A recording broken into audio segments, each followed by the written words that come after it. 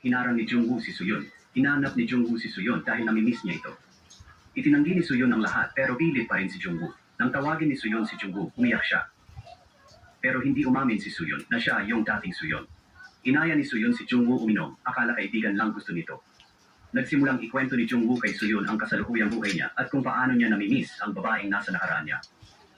Ngunit hindi makilala ni Suyon na siya pala ang tinutukoy ni Jungwoo. Pagkatapos, hinatid ni Jungwoo si Suyon pauwi.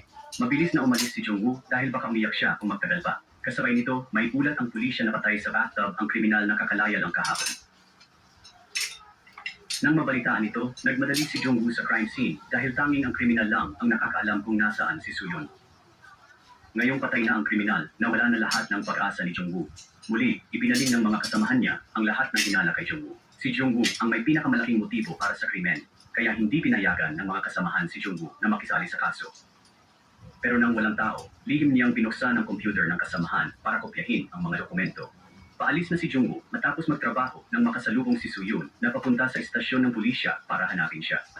Lumabas na dumating si Suyon para magulat na may sumusunod at nang aabala sa kanya sa pamamagitan ng text. Napag-alaman na ang taong iyon ay ang madrasta ni Jungwoo. Gusto niyang maging malapit kay Suyon kaya sinundan niya ang bawat kilos nito. Hindi inaasahan, iniulat ito ni Suyon sa pulisya. Labis na nadismaya si Jungwoo nang hindi makilala ni Suyon ang kanyang madrasta. Posible kaya na ang babaeng nasa harap niya ay hindi talaga si Suyon? Pagkatapos magulat, inanyayahan ni Suyon si Jungwoo na maghapunan ngayong gabi. Samantala, sa bangko ni Han Tae-jun, nag-withdraw si Hyung-jun ng malaking halaga. Nagmadaling lumabas si Secretary Nam para kausapin si Hyung-jun dahil siya ang nang-blackmail dito. Di inaasahan, dumating si Hyung-jun para kunin ang pera at ibalik ito kay Secretary Nam. Nagbanta rin si Hyung-jun kay Secretary Nam na huwag galawin si Suyon. Kung nalaman ni Han Tae-jun na taksil si Secretary Nam, hindi siya magiging maawain dito. Paglabas ng istasyon, aksidenteng nakasalubong ni Suyon ang kanyang ina. Sa alaala ni Suyon, buhay pa ang imahe ng kanyang malupit at walang pusong ina. Nang makitang maayos ang buhay ng ina, agad umalis si Suyon. Gabi na, pumunta si Jungwoo sa tagpuan para hintayin si Suyon. Matagal naghintay si Jungwoo sa baba, pero hindi dumating si Suyon. Samantala, kumakain sina Suyon at Hyung-jun sa itaas. Tumaya pa sila kung gaano katagal maghihintay si Jungwoo. Maya-maya, tinawagan ni Hyung-jun si Jungwoo. Kumakain kami ni Suyon. Umalis si Jungwoo nalulungkot.